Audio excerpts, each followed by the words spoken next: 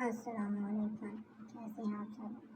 जी, तो ये मेरा पहला नावल है जिसमें मुझे आप सबके सपोर्ट की बहुत ज़रूरत है। उम्मीद करती हूँ कि आपको नावल बहुत पसंद आएगा। प्लीज़ लाइक करना और कमेंट में अपनी राय का इज़हार लाज़मी कीजिएगा।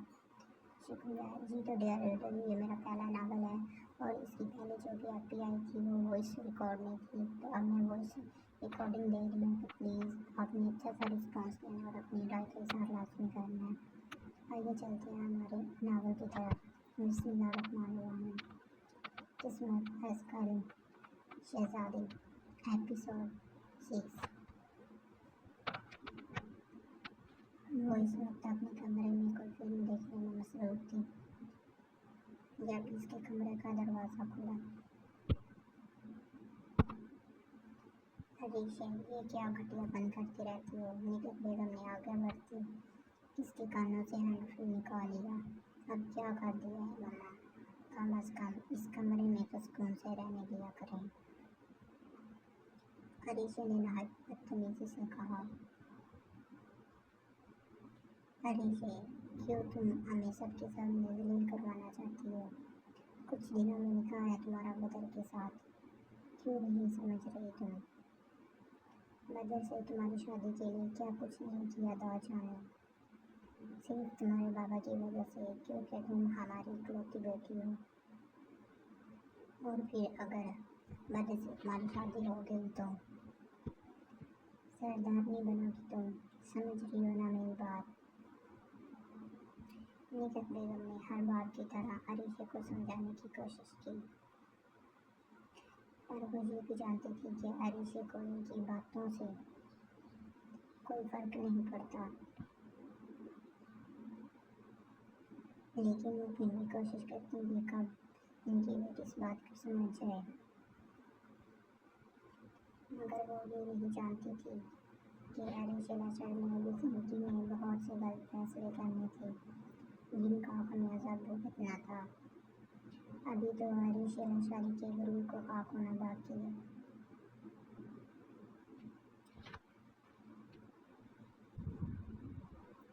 बहुत सी मंजिलें तय करना बाकी है। अभी तो इसे हर हद से गुजरना था, अपने लिए नहीं, किसी दूसरे वजूद के लिए।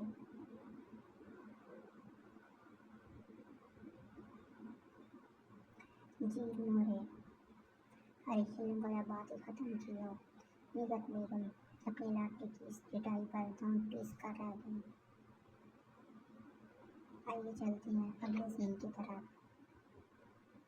आया बड़ा तकियानू से सोच बोला, पता नहीं समझता क्या है खुद को, सब पर अपना रोब झाड़ता रहता है। हम तो ऐसे कहते हैं जैसे कोई बड़ी तोप है। एक बार शादी हो रही है फिर सब देखेंगे। कैसे मैं इसकी इज्जत को खाक में मिलाती हूँ।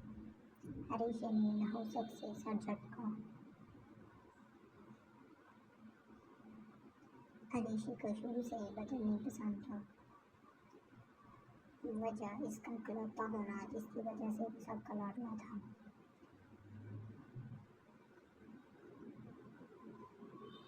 फिर सरदारी आने के बाद घमंडी और मगरूर होना, जो कि अरीशा की सोच थी। इसे एक्टिंग का शौक था। इसे लगता था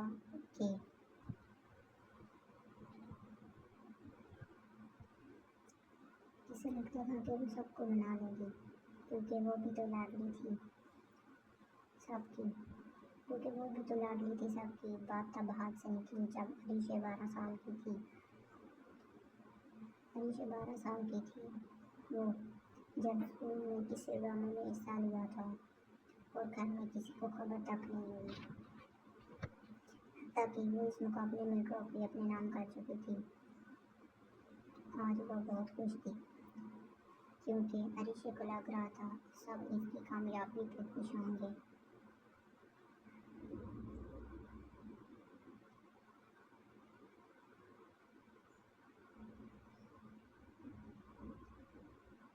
मगर इसकी खुशी ख्वाब में तब मिली जब बदर ने सर के सामने ना सिर्फ उसे थप्पड़ मारा बल्कि ट्रॉफी के 3 टुकड़े कर दिए। वो 18 साल का नौजवान था। वो 18 साल का नौजवान था अभी, लेकिन गैरत तो थी। आखिर को सरदारी जो संभालनी थी। और दूसरा, बदर को ऋषि का इतना ज्यादा ख्याल होना एक आंख न बांधता था। आइए चलते हैं अगले सीन की तरफ।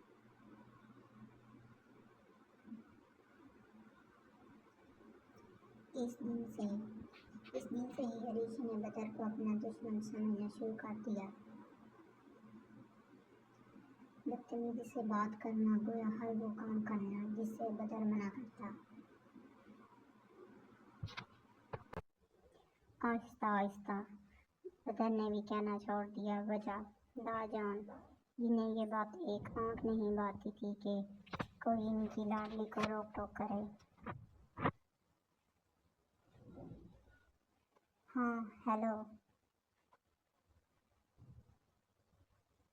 जैसा मैंने कहा है सब वैसा ही होना चाहिए, समझ गए ना? अरे से पहलों की दुनिया से लौटते ही फोन पर किसी को कुछ हदायत दी। जब मुकाबले में कुछ कहते कॉल डिस्कनेक्ट की। अब अगला सीन।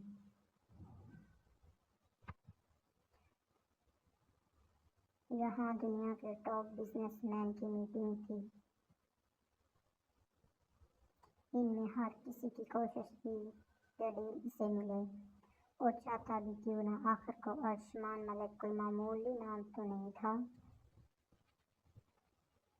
अर्शमान मलिक कोई मामूली नाम तो नहीं था।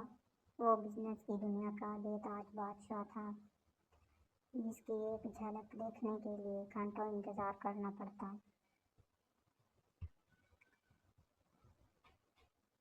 वो सब दरवाजे पर नजर टिकाए इस खूबरू नौजवान के इंतजार में थे।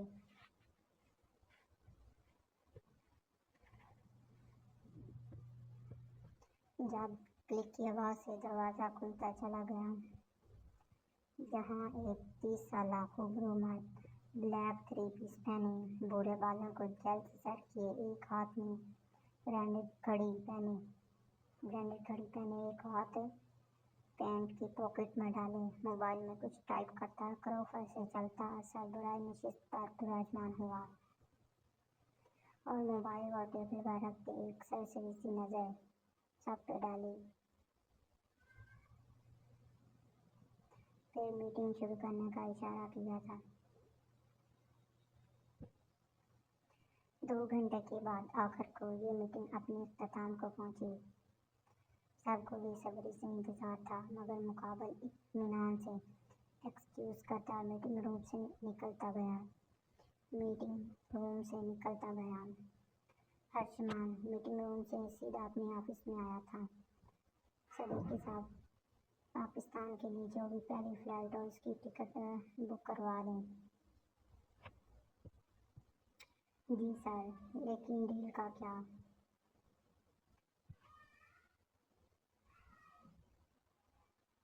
सदीकी साहब, जो अर्शमान के मैनेजर हैं, अर्शमान से पूछा।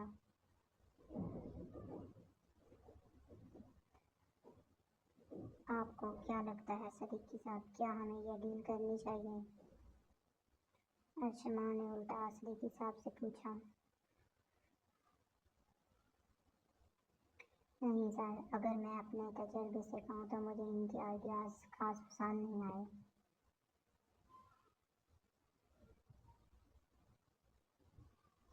अर्शमान ने समझने वाले अंदाज में सर हिलाया। तो सदीकी साहब, फिर हमारे यहाँ आने का मकसद पूरा हो चुका है, इसलिए आप टिकट बुक करवा दें। ओके सर,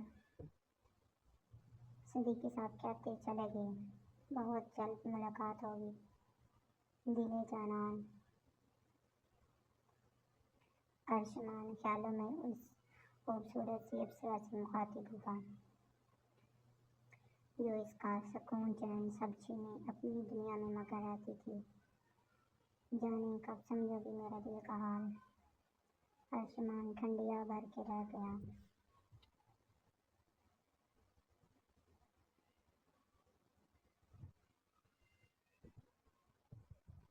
अब अगला सीन।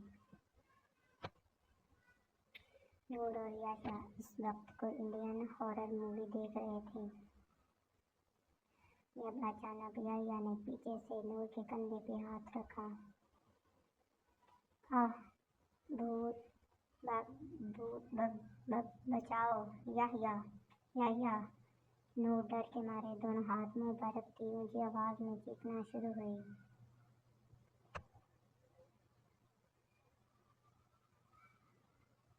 जबकि याया इसकी हालत पर लुढ़क रहा था।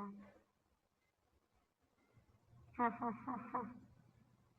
याया हंसते हुए अंधेरे में ही आगे बढ़ा। जब वो भी किसी चीज से टकराया। अब मंजर कुछ यूं था कि रात के 12 बजे लाउंज के गुप्त अंधेरे में वो दोनों एक दूसरे से टकराते और फिर चीखों का नया सिलसिला शुरू हुआ था।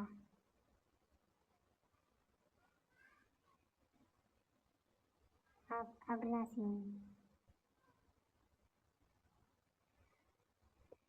नूर सोफे की दूसरी साइड से छलांग लगाती दरवाजे की तरफ दौड़ी। जब वो सामने से आते किसी वजूद से टकराई। इससे पहले कि वो जमीन बोस होती, किसी के मेहरबान आसार ने कैद में लिया। मामू जान, बचाओ, मामू जान। वो वहाँ भूत है। नूर ने पीछे की जानब इशारा करते कहा, जहाँ पे याह्या मलक की ना रुकने वाली चीखों का सिलसिला जारी था।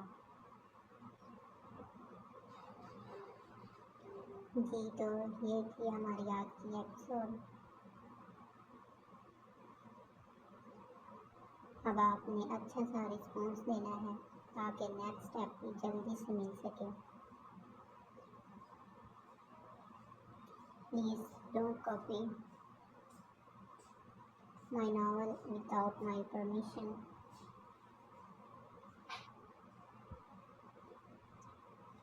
Like, comment and follow my channel.